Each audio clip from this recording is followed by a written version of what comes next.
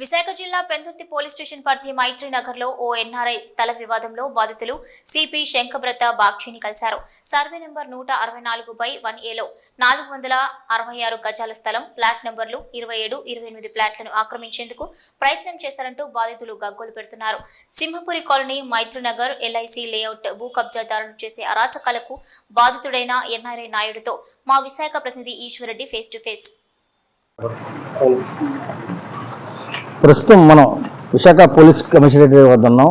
ఏదైతే సింహపురి కాలనీలోని ఎల్ఐసి లేఅవుట్లోని జరిగిన ఒక భూ కబ్జా కోసం అయితే బాధితులు పోలీస్ స్టేషన్ పెందుర్తి పోలీస్ స్టేషన్కి వెళ్ళగా అక్కడి నుంచి నేరుగా కమిషనరే స్వయంగా ఫోన్ చేసి వాళ్ళని బాధితులను రమ్మని పిలిచి అక్కడ వాళ్ళకి తగు న్యాయం చేస్తాను, పూర్తి వివరాలు తెలుసుకుంటామని చెప్పి విధానం జరిగింది.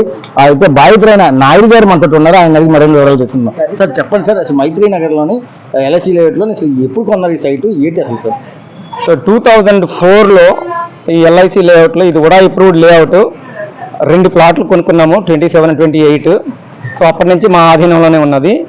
2014లో ఈ డివి మహేష్ అండ్ వాళ్ళ అనుచరులు ఈ డుంబూరి ప్రభాకర్ రావు ఆ ధైర్యంతో, ఆయన రౌడీ షీట్, ఆయన ధైర్యంతో వీళ్ళు దందా చేస్తున్నారు. సో మాది అని చెప్పేసి కబ్జా చేయడానికి వచ్చారు. వచ్చినప్పుడు మేము కోర్టుకు వెళ్ళాము.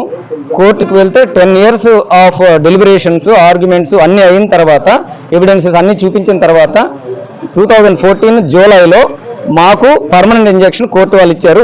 వాళ్ళకి ఏ హక్కులు లేవు, వాళ్ళు రిస్ట్రైన్ ఫ్రమ్ దిస్ ప్రాపర్టీ అని చెప్పేసి క్లియర్గా వాళ్ళ నేమ్స్తో పాటు చెప్పారు.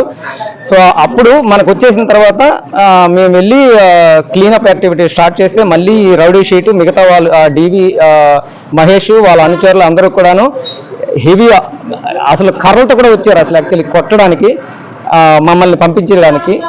సో అవన్నీ కూడా వీడియోస్ నేను సిపి గారికి పంపించాను. సార్ అయితే మీరు నేరుగా మీకు పోలీసు వాళ్ళకి మీరు ఫోన్ డైల్ 100 చేశారన్నారు. డైల్ 100 కూడా స్పందించకపోవడంతో మీరు నేరుగా పెందుర్తి పోలీస్ స్టేషన్కి వెళ్ళారన్నారు. పెందుర్తి పోలీస్ స్టేషన్కి ఏ విధంగా వెళ్ళారు? ఎవరైనా మీకు స్థానికులైనా మీ చుట్టాలు ఎవరైనా వచ్చి మిమ్మల్ని తీసుకెళ్ళారా? అక్కడ మాకు చుట్టాలు లేరండి. 100 అక్కడ వెళ్ళిన తర్వాత, అంటే పెందుర్తి పోలీస్ స్టేషన్కి వెళ్ళిన తర్వాత ఎవరైతే రౌడీ షీట్లు, ఎవరైతే ఆ కీ పీపుల్ అక్కడికి వచ్చి గొడవ చేస్తున్నారో వాళ్ళు పోలీస్ స్టేషన్కి రాలేదండి. ఇంకా ఎవరు అనామకులు వాళ్ళ వెనకాతల ఉన్న వాళ్ళు, ఆయన తమ్ముడు వచ్చాడు, డివి మహేష్ వాళ్ళ తమ్ముడు వచ్చారు. సో అక్కడ ఆయన సూపర్వైజర్ కూడా వచ్చారు. అందులో వాళ్ళు కూడా మేము వెళ్ళాము కానీ వాళ్ళు రాలేదు. అప్పుడు మేము అడిగాము ఏరి వాళ్ళు, ఆ 15 మంది ఏరి ఇప్పుడు 15 మందిని అరెస్ట్ చేస్తారా లేదా అని అడిగాము.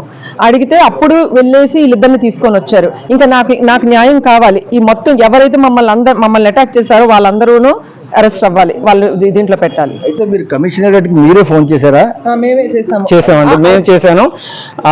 సిపి ఆఫీసు వాట్సాప్ నెంబర్కి డైరెక్ట్ ఆయన పర్సనల్ నెంబర్కి కాల్ చేస్తే ఇమీడియట్ గా ఆయన రెస్పాండ్ అయ్యారు.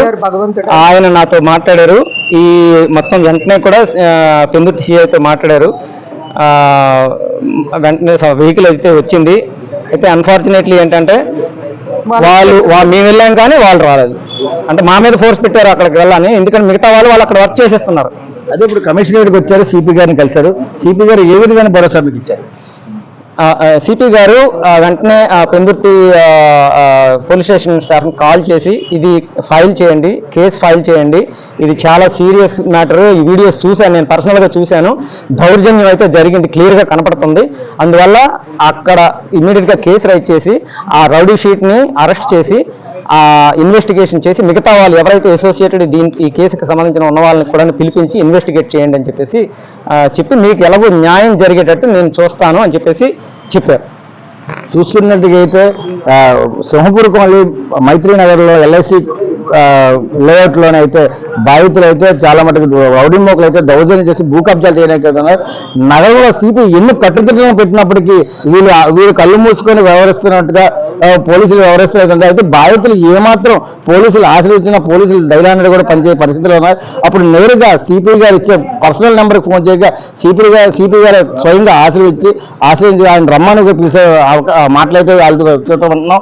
ఇలాంటి రౌడీ షీటర్లు ఎట్టి పరిస్థితుల్లో వదిలేదు లేదు, చట్టం ఎవరి చట్టం కాదంటూ సిపి గారు గట్టిగా ఇస్తూ ఎవరైతే ఈ రౌడీ షీట్లో ఉన్నారో వీళ్ళందరి మీద కేసులు అన్నీ ఒకసారి రీఓపెన్ చేసి మొత్తం ఎవరిని వదిలిపెట్టలేదు అంటూ మీ స్థలం మీకు పూర్తిగా మీకు అబ్జెక్తాం, మీకు ప్రొటెక్షన్ కూడా ఇస్తాం, ప్రాణహాని లేకుండా కూడా చేస్తామని చెప్పు నగర సిపి పోలీస్ కమిషనర్ బక్షి గారు అయితే వాగ్దానం చేశారు.